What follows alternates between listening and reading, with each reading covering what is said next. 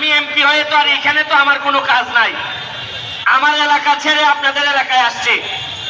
আমার এলাকার মানুষ জিজ্ঞেস করে যে তুমি যে চলে গেলা বাংলা বান্দা, আমাদেরকে কে দেখবে? আমার এলাকার মানুষকে বুঝাইছি যারে আমি গেলে তো শুধু আমার এলাকার মানুষের উন্নতি হবে, আর আমি যদি বাংলা বান্দা যাই, তোমরা যদি আমারা যাইতে দাও, তাহলে মুক্তা ভাই আর সিদ্দিক ভাইকে নিয়ে সারা বাংলাদেশের ফুটবলের উন্নতি হবে। এই জন্যই যাচ্ছি। শুনেন, ফুটবলটা আমাদের প্রথম প্রেম। এই ফুটবলটা নষ্ট হয়েছে বুঝলাই আপনাদের দাঁড়ে দাঁড়ে ঘুরে বেড়াই, এত ঘাম মাটিতে ফেলছে। আমার বিশ্বাস আমার মতো আর কেউ বাংলাদেশের 64টা ডিস্ট্রিক্টে এত ঘাম ফলাইছে কিনা আমি জানি না। আমি আপনাদের জন্য দোয়া করে দিয়ে যাই। আপনাদের যারা ইয়াং আছে, তরুণ যারা আছে, তাদেরকে বলবো আপনাদের জন্য একটা মডেল ক্যারেক্টার আছে। এই মুক্তা ভাই একটা মডেল ক্যারেক্টার, তারে ফলো করেন। কিভাবে এত দূর থেকে উঠে গিয়ে ঢাকায় একটা অবস্থান তৈরি করছে। আপনারা দেখেন সিদ্দিক ভাইকে, আমাদের পার্লামেন্টে 8-10 জন বড় ব্যবসায়ীদের একজন, এবং এত মন ভালো মানুষটার। আমি কি বলবো, এত মন ভালো যে আমারে যদি কেউ জিজ্ঞেস করে বোন বিয়া দিলে কাদের মতো লোকরে দিতে হয়, আমি বলবো সিদ্দিক ভাইয়ের মতো লোকরে বোন বিয়া দিতে হয়। আমি আপনাদেরকে আমার হবিগঞ্জ, মাধবপুর এবং চুনারঘাট আমার এলাকা, আমি ওই জায়গার এমপি। আমার এখানে 2টা রিজার্ভ ফরেস্ট আছে, রেমা কালেঙ্গা, সাতছড়ি। আমার এলাকায় 24টা চা বাগান আছে। আমার এলাকায় প্রায় 100-র মতো ইন্ডাস্ট্রি আছে। আমি দাওয়াত দিয়ে যাচ্ছি আপনাদেরকে, আপনারা পঞ্চগড়ের তেতুলিয়া এই উপজেলার যে মানুষই যাবেন, শুধু চেয়ারম্যান রে অথবা এমপি সাহেব রে খালি বইলে গেলেই হবে। আপনারা যে যে যাবেন, যে এইখানে যত বিপদ আপদ যা আছে, যদি কিচ্ছু না থাকে আমার নামে খাইয়া পয়সা চলে আসবেন, কেউ আপনাদেরকে আটকাবে না। খালি বলবেন এই মেয়ে আবার টাকা খুঁজো কেন, আমি ব্যারিস্টারের লোক।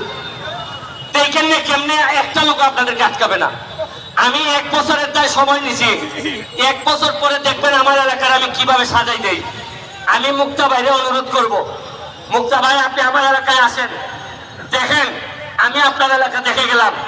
আপনি আমার এলাকা দেখে যে সব জায়গায় উন্নতি করলে আপনাদের মনে জায়গা নেওয়া যাবে।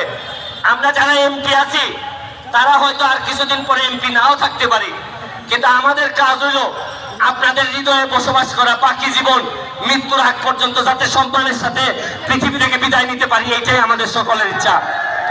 আর এখন তরুণ যারা আছে, আমাদের হাত তুলে একটা কথা দিতে হবে, আমার ঘামের মূল্যের বিনিময়ে কথা দিতে হবে। আপনারা বলেন আপনারা পড়াশোনা করবেন কিনা? পড়াশোনা করার কারণে আজকে আমি ব্যারিস্টার হয়েছি, ব্যারিস্টার হয়ে আজকে আমি এত দূর আসছি। আপনারা আবার হাত তোলা বলেন যে কথা পড়াশোনা করবেন কিনা বলেন, মাদক থেকে দূরে থাকবেন কিনা বলেন আপনারা। আমি আমারে যদি সামান্য ভালোবেসে থাকেন, আমারে যদি সামান্য আমার প্রতি আপনাদের যদি করুণা হয়, যে এই লোকটা সারাদিন ঘুরে বেড়ায়, শুনেন কতদিন বাঁচবো আর আমি জানি না। আমার যে শত্রু, তাতে আমি কতদিন বাঁচবো তাও জানি না। তবে মৃত্যুর আগ পর্যন্ত আপনাদের হৃদয়ে আপনাদের দোয়া নিয়েই বেঁচে থাকতে চাই। আর আমরা এখানে যারা আছি তারা কথা দিছি, এমপি শপথ নেওয়ার পর যে জন্মস্থান হয়, সে বাংলা বান্ধা হোক, তেতুলিয়া হোক, পঞ্চগড় হোক, সৈয়দপুর হোক, যে জন্মস্থান আমরা পাইছি, রিজাইন করার আগে অথবা এমপি থেকে যাওয়ার আগে এর যে ভালো জন্মস্থান আমরা রেখে যেতে চাই, এটা আমাদের শপথ, এটা আমরা অবশ্যই পালন করব। এই কথা দিয়ে শুনেন, শৈলে তো গেলাইছে, প্রতিদিনই কোনো না কোনো 2 নম্বর লোকের বিরোধিতা করতে হয়। যদিও মুক্তা ভাই পিছ থেকে কয় আন্না আন্না আইসো আসো আন্না, খুব ভালো লোক, মানে আপন বড় ভাই যেভাবে পিছ থেকে টাইনা ধরে রাখে, এইভাবে মুক্তা ভাই সিদ্দিক ভাই আমারে ধরে রাখে। আমি আগাইলে কয় আন্নারে ভাই আন্না আন্না আয়, পিছনে আয় পিছনে আয়। আমরা সংসদে অনেক ভালো মজা করি, তবে একটা কথা বোঝা যায়, এই আপনাদের তেতুলিয়া কোনো বিল কোন অধিকারের সংগ্রামে যদি আমাদের নাইমুজ্জামান মুক্তা ভাই সংসদে দাঁড়ায়, তবে চোখ বন্ধ করে সৈয়দপুর এবং হবিগঞ্জের 2 জন এমপি আপনারা পাবেন তার সমর্থনের জন্য। এটা আমি আজকে কথা দিয়ে যাচ্ছি। প্রয়োজনে মুক্তা ভাই যদি চায় যে 2টা এমপি লাগে, শেখ হাসিনার কাছে যাওয়া লাগবো। কেউ দরকার হলে আমরা তেতুলিয়ার কোন উন্নয়নে আমরা 3 জনই ওনার পায়ে ধরে পড়ে থাকবো, তাও উন্নয়ন করে ছাড়বো আপনাদের জন্য। আপনাদেরকে এই কথা দিয়ে আর সামান্য একটা সালাম দিয়ে লাস্টে মুক্তা ভাই শেষ করবে। আপনি সৈয়দপুরে গেলে এই পঞ্চগড়ের মানুষের জন্য কি করবেন নাকি ঠকায় ছেড়ে দিবেন?